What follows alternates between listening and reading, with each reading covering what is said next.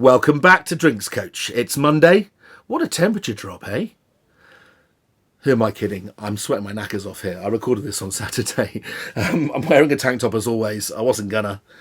Hot. 3 floors up. Sun streaming in. No balcony. First world problems. Yeah, what a beautiful Saturday was, as it were, if you're looking at it now.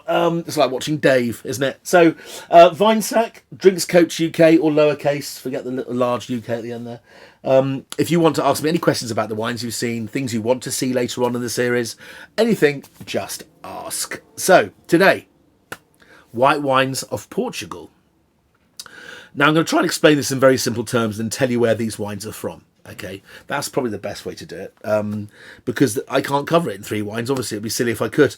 Wouldn't be worth doing, would it? So, right, Portugal is a long rectangular country. Okay, the top bit, a lot hillier than the bottom bit. Okay, the top bit, you've got the main city, which is kind of like, I like to think of it as the Manchester or the Liverpool, because it's a port city and Liverpool's better. The Liverpool of Portugal, which is Oporto. Very, very cool city. Great art, great drinking clubs, great restaurants, beautiful architecture, amazing scenery.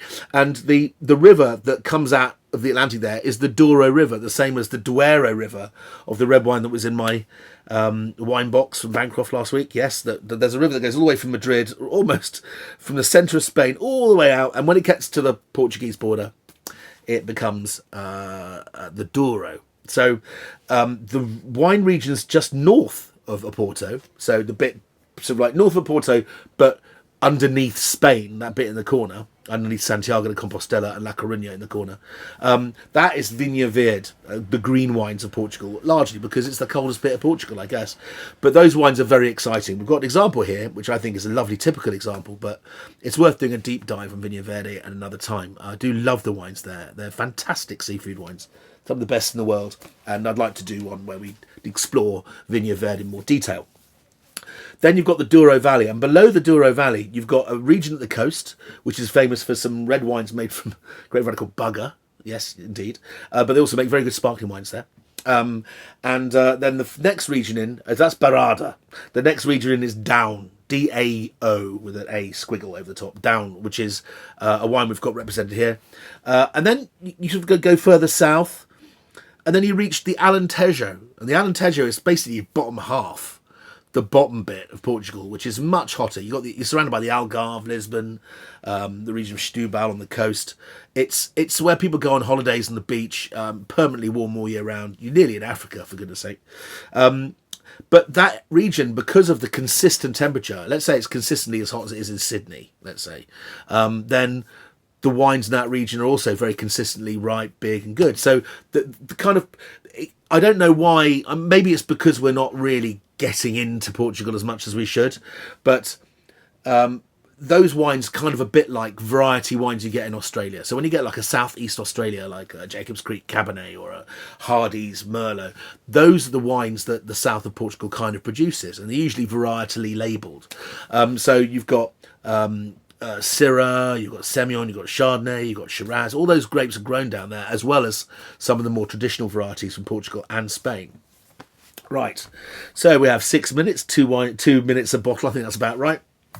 So, Tapada de Villar. Tapada de Villar is a wine sold at Marks and Spencer's, and it is the fantastically well priced £7. Okay, you can buy this now. You can buy it online by the case for 42 quid. It's the perfect wine for drinking when you get over the next bout of cold weather, frankly. Now, what is classic Vinho Verde? What sort of style is it? Well, it's kind of a little bit lower in alcohol than some, because it's picked early, so it's got lots of fresh, really lemony, tangy acidity.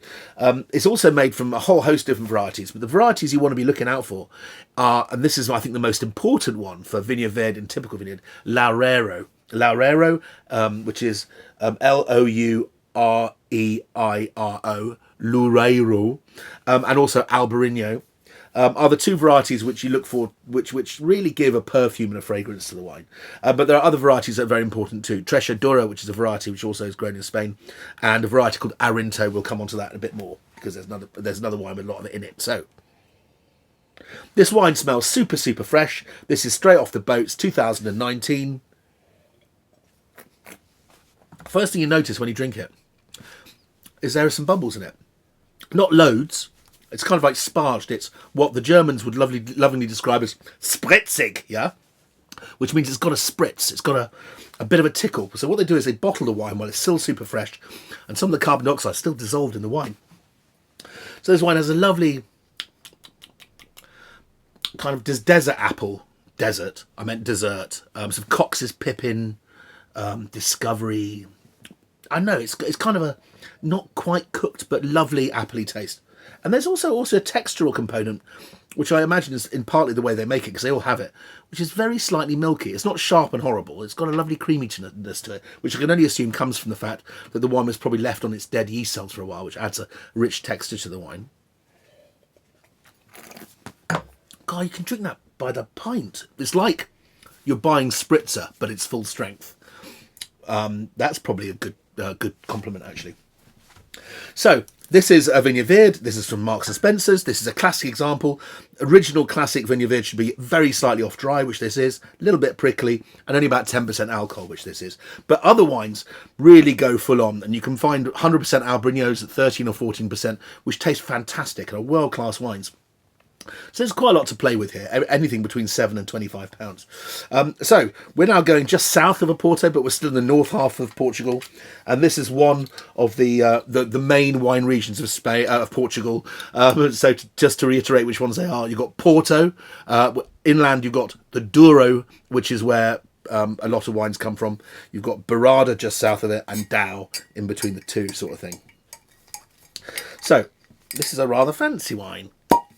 And this is, I suppose, generally considered to be the variety which has the most potential for white wines as a single variety in Portugal. And it's a grape variety called Encruzado. This wine is called Quinta dos Carvalhais, which means winery in the oak forest. And this is a very fancy wine, actually. This is about £22, £23, something in that order. If you go to Portugal, you can probably buy it for sort of 15 or something. So I think that's quite a reasonable price considering it's come all the way here. This is from 2018, so it's the new release. Quite pale in colour. What am I looking for here? Well, Encruzado has the ability, as a variety, it reminds me of one of the Rhone varieties, like Roussanne or something, which is a variety which is not as full-flavoured and as sort of like gushy as Chardonnay when it's young. It has a more reserved fruit flavour, and it actually sometimes smells very, very minerally when it's young, which this does. But also it can handle all those treatments that allow white wines to age for a long time. So if you put the wine into barrels and the wine's fermented in barrels with all the oxygenation that takes place as a result, you end up with a wine which is robust and can age very easily for 10 to 15 years. And these wines are very, very serious. In their youth, and especially ones that are unoaked, there's one that I always drink at my favourite restaurant in Porto, which is called Quinta de Villar. Again, it's Encruzado. It's absolutely delicious with crab and prawns and pethebes, the little gooseneck barnacles. Very rare treat that you can get in that part of the world. It floats like a southern white Burgundy. It tastes a bit like Puy Fuise.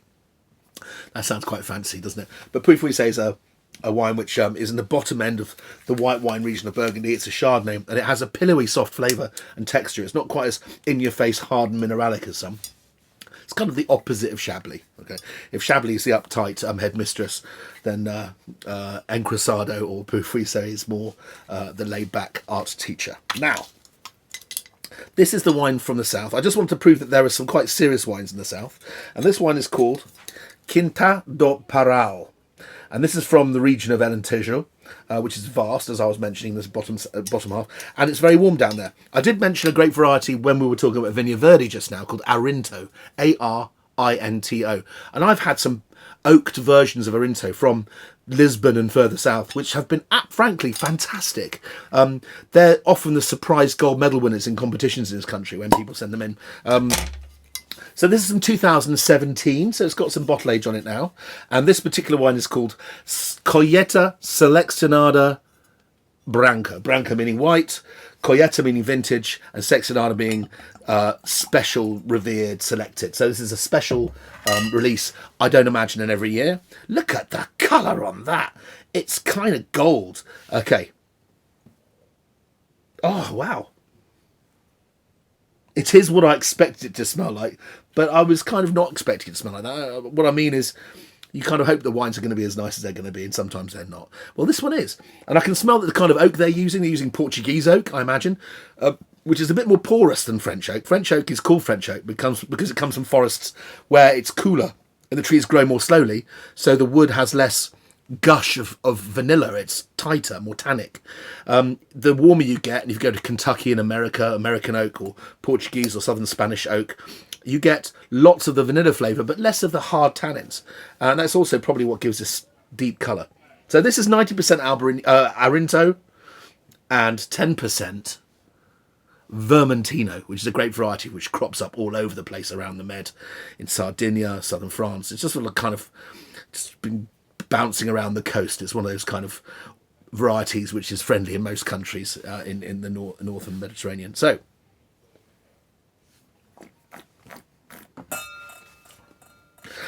much more sunshine, so much more laid back. Tastes like a tangy, it tastes like lime syllabub, like a cream and lime dessert. It's creamy, it's soft, it's got its sunglasses on, it's kicking back on the deck chair, it's waiting for its plate of gambas pill to come, and then it's going for a round of golf. See you tomorrow.